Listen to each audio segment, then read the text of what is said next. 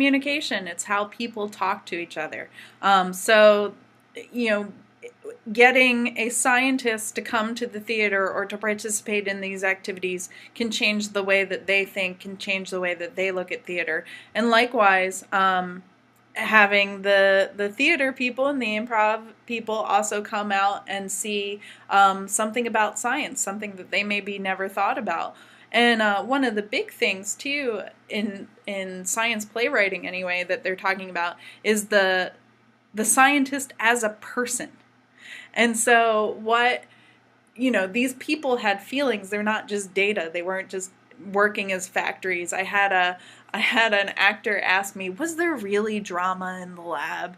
And I said, of course there's drama in the lab. It's a bunch of people in a small room and they're stressed out. They're all working together. Yes, there's drama. So indeed, I think it just helps people communicate, and I think that's the big thing that we really need in terms of bringing people together. And so both making the non-scientist more accepting of science. They need to get over the fear of, oh, that's science, that's over my head, and perhaps this performance, any sort of performance, would be a way to get them to that. And then likewise, the scientists need to learn to talk to people. It's really important to be able to communicate what you're doing and why that matters.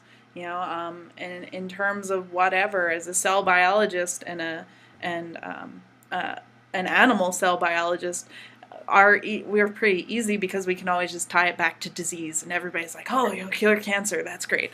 So, but it does or not. But yeah, exactly. But it's always, I think that's what we need to improve, and that's what this system and this different way of thinking about things lets us do is to come up with ways to talk to each other.